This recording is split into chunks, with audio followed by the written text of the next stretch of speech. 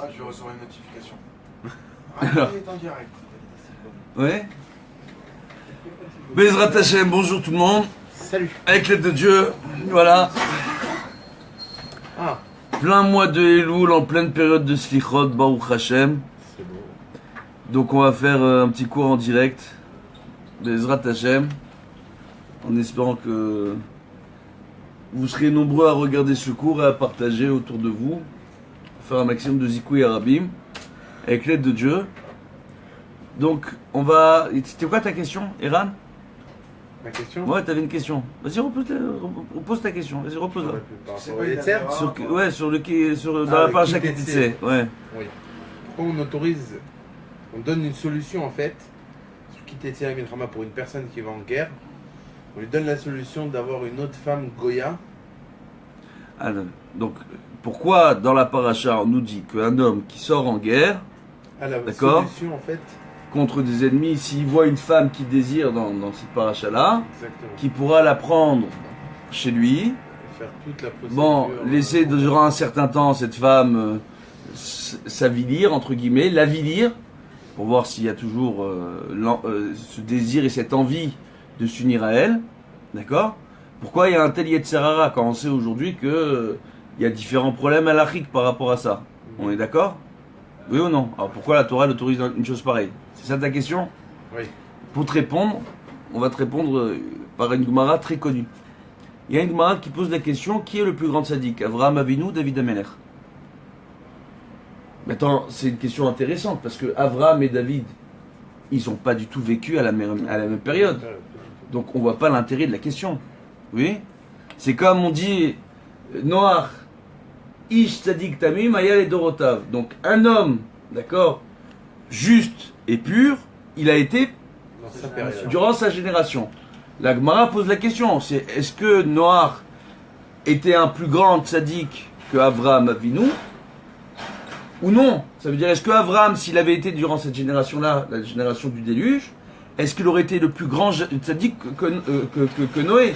Ça veut dire c'est quoi la véritable question? Est-ce que Noé c'était le plus grand tzaddik de sa génération ou c'était le moins pire de sa génération, ce qui a fait de lui le plus grand tzaddik de cette génération? D'accord? C'est ça la question qu'on pourrait poser. Donc de la même façon, quand on pose la question qui est le plus grand tzaddik entre Avraham et David Amelech, qui n'ont pas vécu à la même période historique, la période historique joue énormément. D'accord? Donc on ne peut pas savoir qui est le plus grand tzaddik en fonction des réactions de chacun. Mais pour bien expliquer, on prend l'exemple de Avraham. Avraham, jeune, il dit à son père Terah, qui était le principal fabricant d'idoles de l'époque, ok? C'était le Bill Gates de sa génération. Comme aujourd'hui, les ordinateurs, on en trouve dans tous les foyers. À cette époque-là, les idoles, on en trouvait dans tous les foyers. Le principal fabricant, c'était Terah. C'était un business familial. Quand Avraham, il dit, mais papa, pourquoi, qui a créé la lune, le soleil, etc. C'est pas possible que eux ont créé ce monde. Le père dit à Avraham dans le Midrash, nous ne sommes pas idolâtres, nous ne croyons pas aux idoles, nous n'y croyons pas. Mais c'est le business familial, c'est comme ça qu'on gagne notre vie.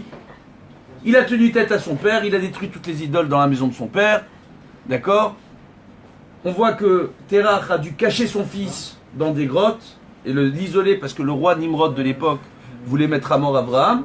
Et là-bas, Dieu se dévoile à Avraham Avinu, d'accord? Et à sa génération, il n'y avait personne d'autre qui croyait en un Dieu unique. C'est le père de tout le monothéisme. Il y a Noé à l'époque du déluge, etc. Mais après, entre Noé et jusqu'à Avraham, il n'y avait quasiment pas de monothéistes. C'est Avraham qui est venu, qui a réintroduit cette notion de monothéisme dans le monde. D'accord? Donc, comment tu peux le comparer à David Amelech? Maintenant, de l'autre côté, David Amelech, quand il était petit, il a été soupçonné d'être un enfant adultérin par son père. Ils l'ont mis de côté. Oui? À l'âge de l'adolescence, il a défié Goliath. Durant la guerre, il a eu le mérite d'épouser Michal, qui a dénigré son mari. D'accord? Son beau-père a voulu le mettre à mort. Il est sorti en guerre contre son bon-père. Son beau-père est sorti en guerre contre lui. Son fils Avshalom est sorti en guerre contre David. Et David, il s'est battu que pour une seule chose, pour pouvoir rétablir et construire le premier temple en Israël. C'est extraordinaire, oui ou non? Comment tu peux arriver à comparer ces bonhommes quand tu vois les deux vies, t'es tenté de dire quoi? Que il est arrivé, il y avait déjà le monothéisme, il y avait déjà le judaïsme. Alors c'est vrai qu'il a une vie compliquée, une vie dure dès qu'il était jeune, David Ameller, qui passait ses nuits à prier Dieu, etc. C'est vrai, mais de l'autre côté, Abraham Avinu, il était seul au monde à sa génération. Et il a dû Lech Lecha, il est parti de la maison de son père, de tout ce qu'il avait, il a tout renié, il est parti de zéro avec sa femme Sarah, et avec son neveu Lot, avec une poignée d'hommes. Et combien d'épreuves il a eu en Égypte, avec Pharaon qui a pris sa femme, etc. Donc si tu compares les deux histoires, point par point, on sera tous tentés de dire, mais attends, si tu compares la structure en réalité, le réca historique, d'accord?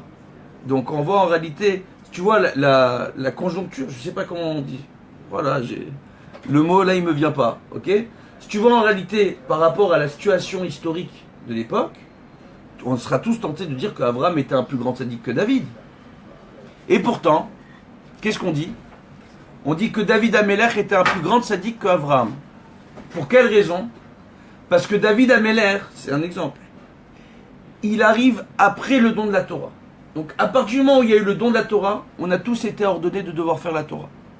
Du fait que tu sois ordonné de devoir faire la Torah, tu as ton Yetzer Hara qui t'attaque sur tous tes mauvais penchants. Ce qui veut dire, alors qu'Abraham, lui, quand il a fait la Torah qu'il a fait, il a rapporté qu'Abraham, il aurait fait la quasi-totalité des mitzvot de la Torah, d'accord? Plus ou moins. Et on voit, c'est encore un débat ça, mais on voit en réalité qu'Abraham Avinu, lui, à son époque, il n'a pas été ordonné de faire la Torah. Il a eu qu'une seule mitzvah, c'était la mitzvah de la Brit Mila. Il n'a pas eu tout le reste. Il n'a pas été ordonné de faire toutes les autres mitzvot de la Torah. Donc on voit quoi? On voit en réalité que, on dit que du fait que toute la Torah qu'il a fait, c'était par chassidout, par mesure de grande piété vis-à-vis d'Akadosh Baruch Hu, d'accord? Et que ça lui faisait plaisir, il n'avait pas de mauvais penchant là-dessus. Alors que David Amelech, il arrive à une génération où il est obligé de faire la Torah, on l'ordonne de faire la Torah. Regarde, je te donne un exemple. On est durant la période des slichot. On te dit les slichot, idéalement, quand tu lis le nosach des slichot, al-pisod, al-pikabala, c'est très bien de le faire avant le netz, avant la tfila du netz, avant Amoud HaShachar, avant que le jour se lève, proche de la tfila du matin. D'accord? Idéalement, on se lève le matin, d'accord? Si on n'a pas fait un Chatzot Halayla Tikkun Chatzot, on fait Tikkun Chatzot, et après on récite les slichot, et on enchaîne directement avec la tfila. C'est l'idéal. Mais ça veut dire quoi? Ça veut dire que le net en Israël est plus ou moins à 6h10, d'accord? Ce qui veut dire que tes slichot, faudrait que tu les commences vers 5h, 5h moins 10. Est-ce que tu as envie de te lever 5h, 5h moins 10 pour faire tes slichot? Tu vas me dire non. Tu vas me dire c'est compliqué. Tu vas me dire attends, moi je travaille, j'ai des enfants, j'ai une vie. Pour les slichot, je vais pas me lever plus tôt, je suis fatigué. Alors on te dit, tu peux faire à partir de Chatzot Halayla. Non mais c'est compliqué d'aller à la synagogue, Chatzot Halayla, etc., etc. Et pourtant, combien de personnes vont regarder ce cours et vont se coucher après Chatzot Halayla parce qu'ils ont regardé un film? Ou ils vont se lever plus tôt le matin parce qu'ils ont envie de regarder en direct live un match de boxe. Hein? Il y a eu le match du siècle récemment. Oui ou non? Combien sont partis le matin à 6h du matin regarder le match de boxe au lieu d'aller au slichot, au lieu de faire la tfila durant la période des slichot? On voit quoi en réalité par rapport à ça? On voit quoi en réalité? Bezrat Hashem, ça y est, on reprend avec l'aide de Dieu. Donc on voit quoi en réalité par rapport à ce que j'essaye de dire? C'est ton Yetzer Hara. Tu es ordonné de prier durant cette période-là. Tu es ordonné de faire tes chouvas. C'est dur, c'est compliqué. Parce que tu es ordonné. Parce qu'on t'a dit que tu dois le faire. On va revenir à ta question. De ce fait, qu'est-ce qu'elle te dit la Torah? Elle te dit parfois ta Yetzer Hara qui est insurmontable. Tu sais qu'est-ce qu'on va te dire? On va te dire, tu sais quoi? T'es pas obligé. Tu sais ce qu'on te dit les slichot? Les slichot, de les faire bidat rassidout. Celui qui a du mal à les faire, au moins le lundi et jeudi. Un Talmid Racham qui va être fatigué pour enseigner la Torah ou pour pouvoir étudier la Torah, ne sera pas obligé de faire les slichot.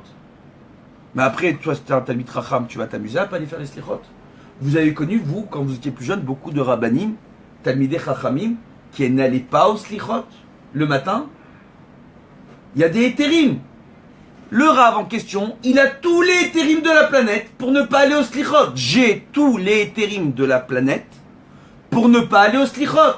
Et pour dire, voilà, c'est écrit noir sur blanc dans la halacha que moi, en tant que Rav, je suis pas obligé d'aller au slichot. Et pourtant, j'y vais tous les matins. Pourquoi? Parce que du fait qu'il y a cette autorisation, j'ai plus Yetzer Hara de me dire, je suis obligé d'y aller, c'est compliqué. Donc du fait que la Torah vienne t'autoriser quelque chose qui paraît invraisemblable dans la paracha qui t'est, ça vient, entre guillemets, calmer ton Yetzer Hara. Et on le voit par rapport à ce qu'on a dit entre Abraham et David. Le fait qu'Abraham n'était pas obligé de faire la Torah, il n'avait pas le même Yetzer Hara que David Amelech pour la faire. Et le fait que David Amelech ait dû lutter contre son Yetzer Hara pour faire la Torah, la même Torah que Abraham, d'accord? Eh bien, ça a fait de lui un plus grand sadique aux yeux de Dieu qu'Abraham Avinu.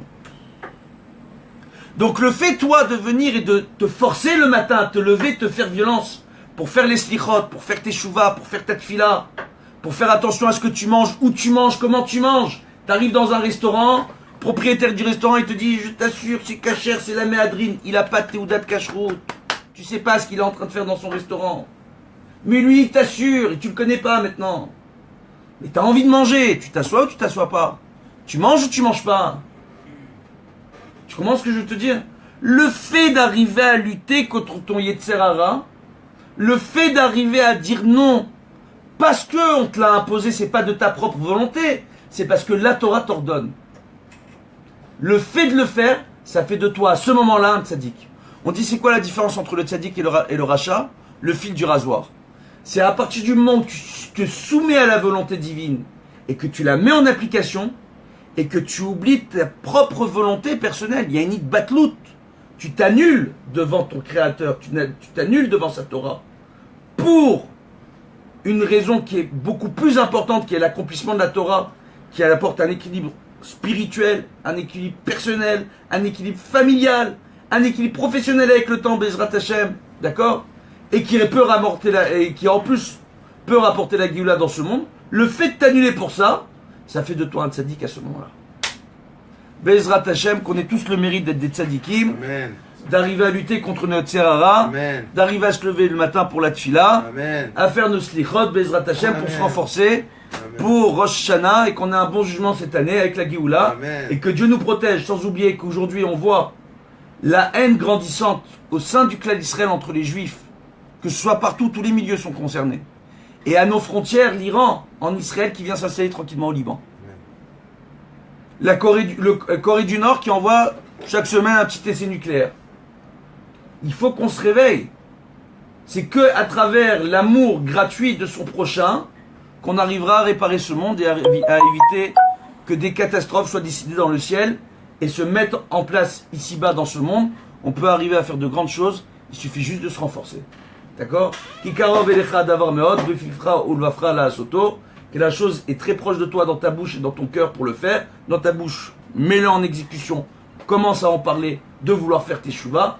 Dans ton cœur, ressens-le. C'est à travers le fait de dire que tu veux faire des chouvas, c'est le fait de le dire.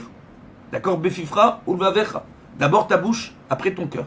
Le fait de le dire que tu veux faire tes chouvas, ça finira par s'ancrer dans ton cœur et te donner cette envie de croire plus en Dieu, de croire plus en sa Torah et de vouloir faire une véritable teshuva, mais il faut le dire. Bezrat Hashem, qu'on ait ce mérite. Bracha v'atzlacha. Israël.